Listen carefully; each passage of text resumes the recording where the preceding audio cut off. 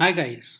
In this video we are going to learn about one of the most important concepts of probability theory that is extremely relevant to machine learning. In fact, I would even say that all of machine learning and artificial intelligence is an application of this Bayes theorem in various forms. Of course, there are simpler ways to implement this theorem, which we are going to see in future videos.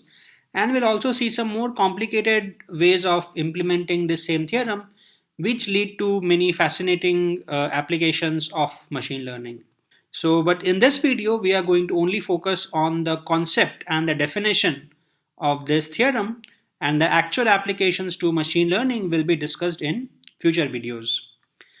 So now, before getting into the actual mathematical formulation of the theorem, let's discuss a very simple example that we experience in our day-to-day lives. So let's say you or somebody in your family or one of your friends has some sickness and you went to a doctor to get yourself tested. And the doctor prescribed some tests which came out positive. So the test says that you have a particular disease. But does that necessarily mean that you actually have the disease? Or could those medical tests even be wrong sometimes? As we all know from our experience that yes, that sometimes these medical tests can be wrong. So then how do we know whether we have a particular disease or not? So here Bayes theorem can play a very important role. So let's say you went to a medical health checkup center and you were tested positive for a disease. So that we denote by T plus. And if you were not tested positive, meaning you were tested negative, that event we denote by T minus. So T plus is the event that the test came out positive, and T minus is the event that the test came out negative, meaning that you do not have the disease. And now let's say that you actually have the disease, and that we denote by D. So D is the event that you actually have the disease, and H is the event that you do not have the disease, meaning that you are healthy. Now the important point to understand over here is that T plus is not the same as D, right? That sometimes when the test comes out to be positive, you may still be healthy. And of course, when the test comes out negative, even in that case, it is possible that you have the disease. So what we are trying to understand in this video is that if your test comes out to be positive, what does it say about the probability of you actually having the disease or not? So in order to understand this well and to calculate these probabilities, let's try to write some of these values in a little more detailed mathematical jargon. So let's say that the accuracy of the test is 95%. Okay, so what does that mean? That if you actually have the disease, then there is a 95% probability or 0.95 probability that the test will come out to be positive. So that means that the probability of the test coming out positive, given that you have the disease, is 0.95. So this is just some arbitrary number that I have chosen, and that need not be 0.95. In fact, for various diseases, this number varies. For example, for corona, it is often said that some of the tests have 100% accuracy, some of the tests have 60% accuracy, so it keeps changing.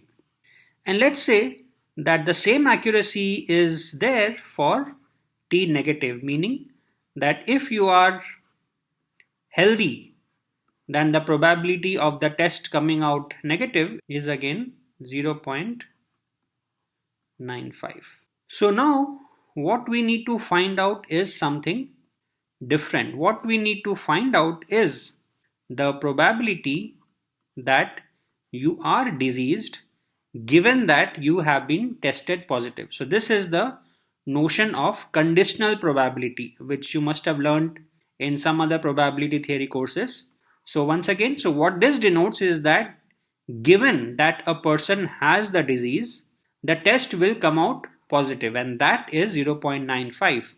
And this is different from this. So what this says is that if the test comes out positive, what is the probability that the person actually have the disease? So if this is slightly confusing, I recommend that you pause the video and think about it for some time, because understanding the difference between this and this is very crucial to understand how this Bayes theorem actually works.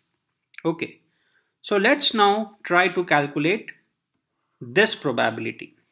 Okay, so what we know from probability theory is that this probability is given by the probability of the disease being there and the test coming out positive divided by the probability of test coming out positive. Okay, so the probability that you have the disease given that the test came out positive is equal to the probability that you have the disease and the test came out positive divided by the probability that the test was positive. Okay, so this is the basic theorem from probability theory which forms the basis for Bayes theorem. And how do you calculate this thing? Calculating this is, again, we are going to use a different form of the same theorem that we have written over here. So let's see what that is. So what we wrote just now is that probability of you having the disease given that the test came out positive is equal to probability of you having the disease and the test coming out positive divided by the probability that the test was positive. Now if we rewrite this, just take this expression on the left hand side. So what we will get is that the probability of D intersection with T plus is equal to the probability of you having the disease given that the test came out positive multiplied by the probability that the test came out positive.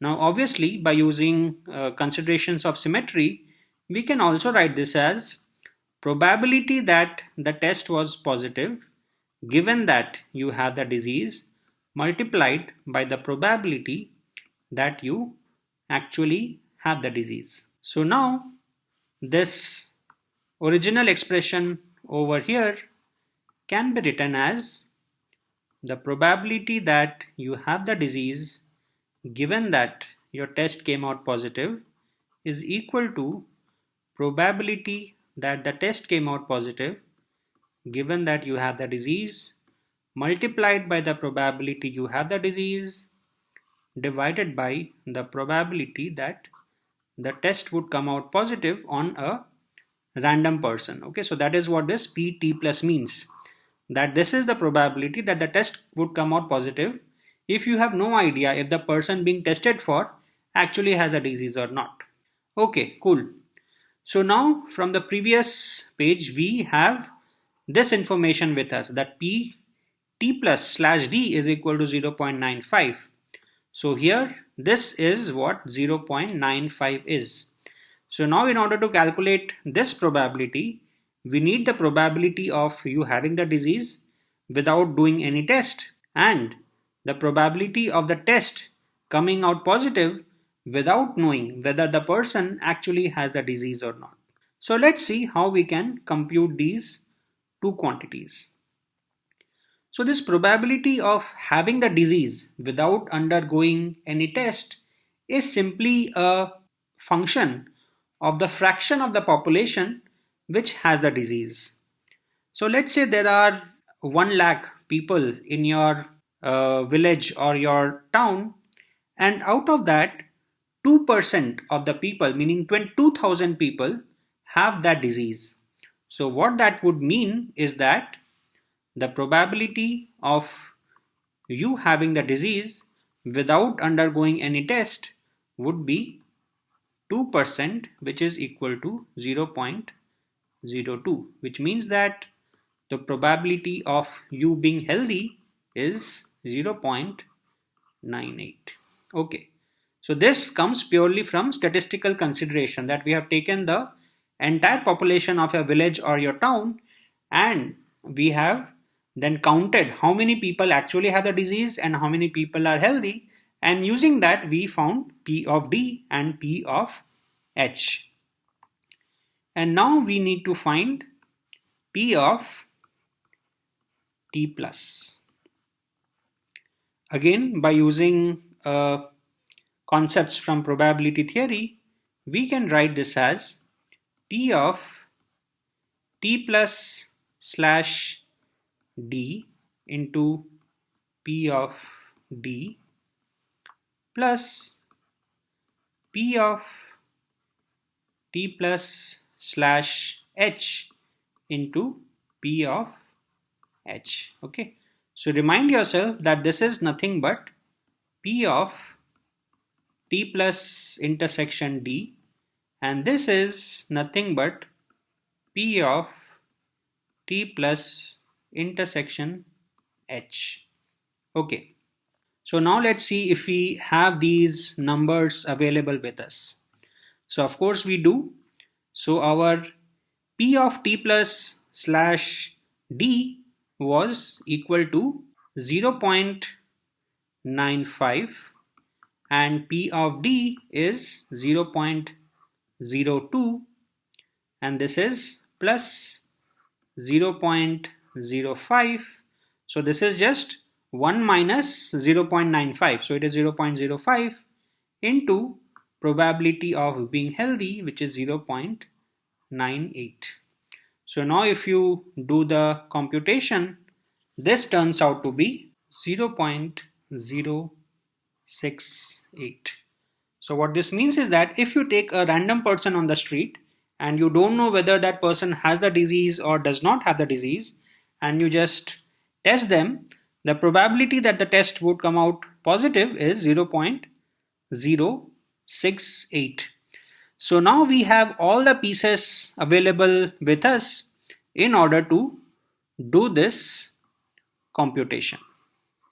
Okay, so this number P of T plus slash D is 0.95, P of D is 0.02, so this is 0.95, this is 0.02, and this we just calculated is 0.068. So if you plug in all these numbers, what you will get is 0.278. Now this is very fascinating. Now do you notice that the probability of the test coming out positive given that you had the disease was 0.95. So the accuracy of the test is actually 95%. But even if your test came out positive, the probability that you actually have the disease is only 0.278. That's such a small number. From 95%, we have come down to a probability of just 0.278, meaning just 27.8%, which is below 30%.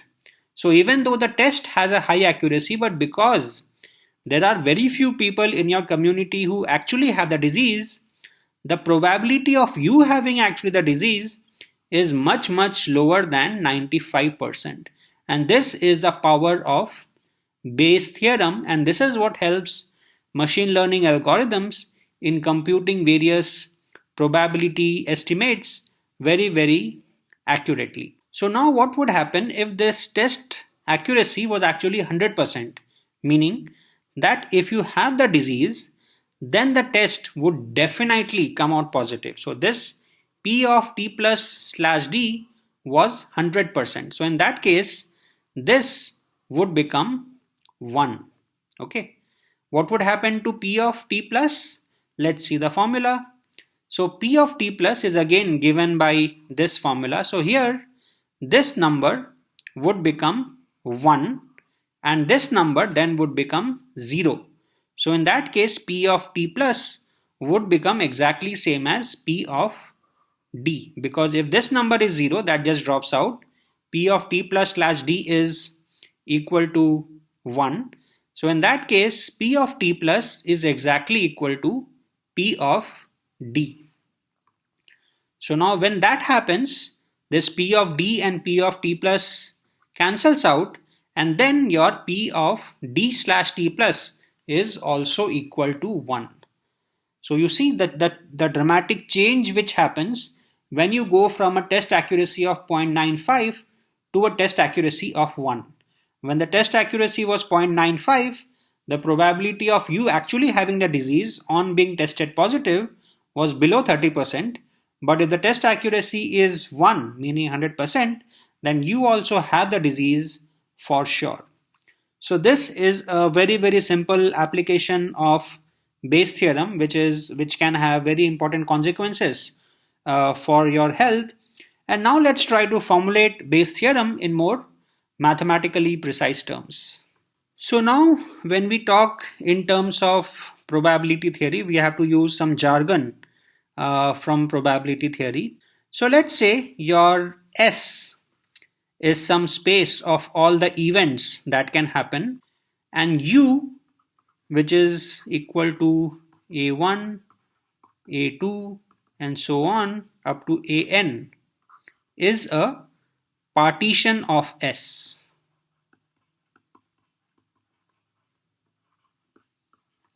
So what does it mean when we say that this is a partition? What that means is that AI and AJ are mutually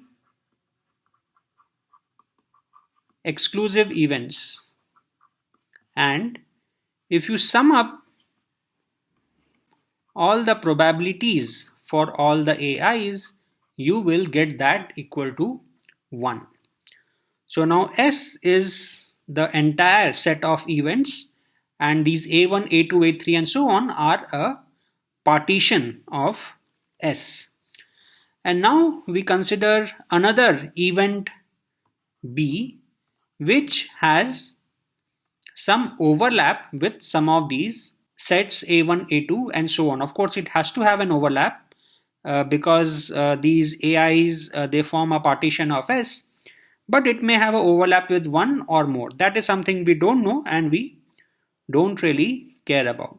So since S is the universal set over here, we can write this to be as B intersection S, which is equal to B intersection A1, A2 and so on up to AN. And now again, by using another theorem from probability theory, we can write this as B intersection A1 union B intersection A2 and so on up to union B intersection AN.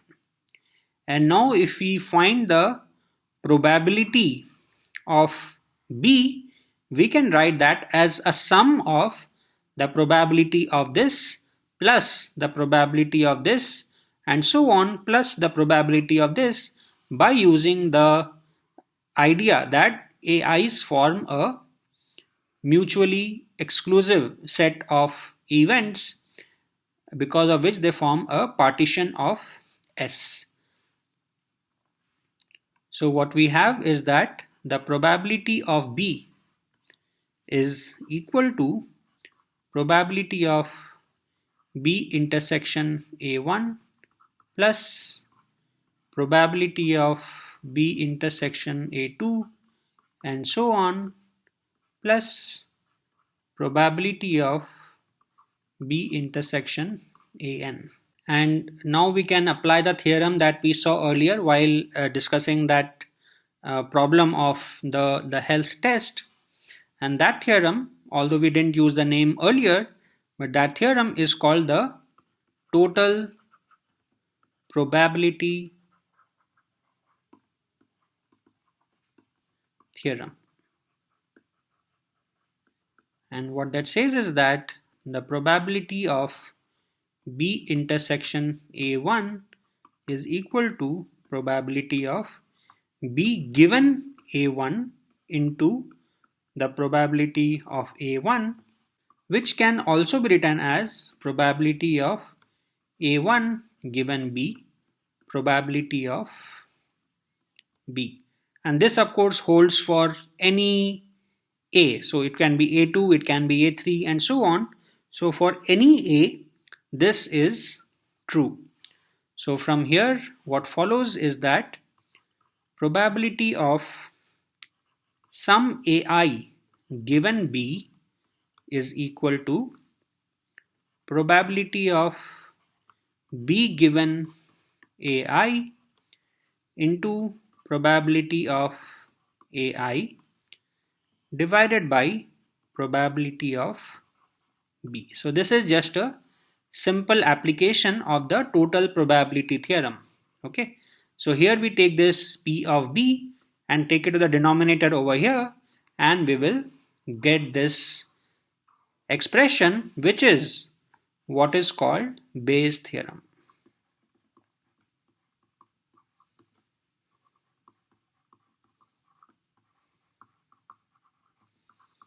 And sometimes Bayes theorem is represented in a slightly different way, where PB is replaced by this sum, where each of these terms are written using these conditional probabilities.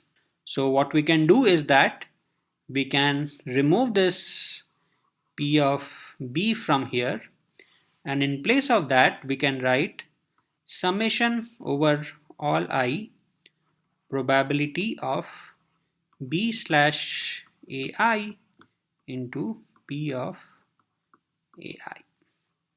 So this is our Bayes theorem, whose very simple application we just saw for a medical checkup. So there's one more very interesting problem that I would like to leave you with. I will not work it out over here, but I would urge you to solve the problem. So usually in probability theory, the first example that we take is that of a coin toss.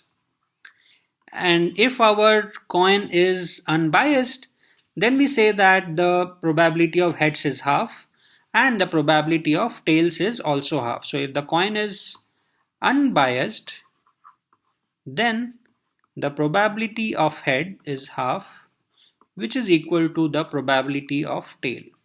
But suppose we have a coin and we don't know whether it is unbiased or not, and we want to find out. So what we do is that we make n tosses of the coin and we find out the number of times the coin had heads. So let's say after n tosses, we found out that the coin had k tosses. So usually what we would say is that the probability of head is given by k by n. But the important point to note is that this is true only when n is very large. Because if your n is small, then the statistics that you get will not be a correct representation of the coin dynamics. It will just be a lot of error will be present in it. So now when you do this experiment, how do you know that the n that you have chosen is very large or not? Is n equal to 10 a large number? Is n equal to 1000 a large number? Or do you need n equal to a million? So the good thing is that Bayes theorem can help you in again answering this question.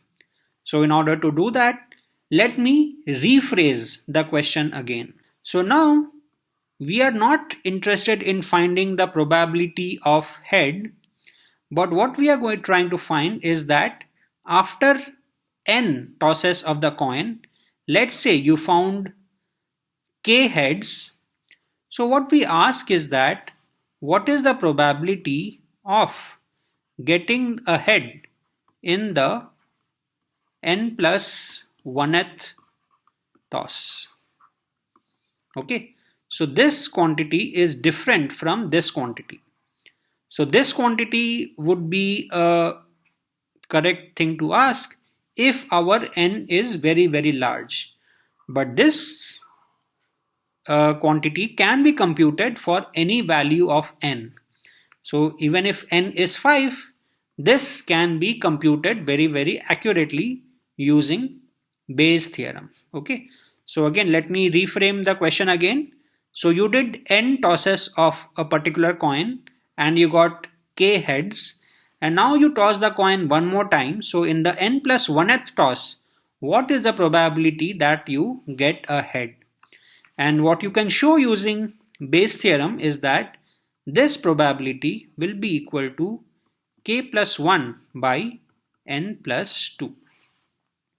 Okay, so this you get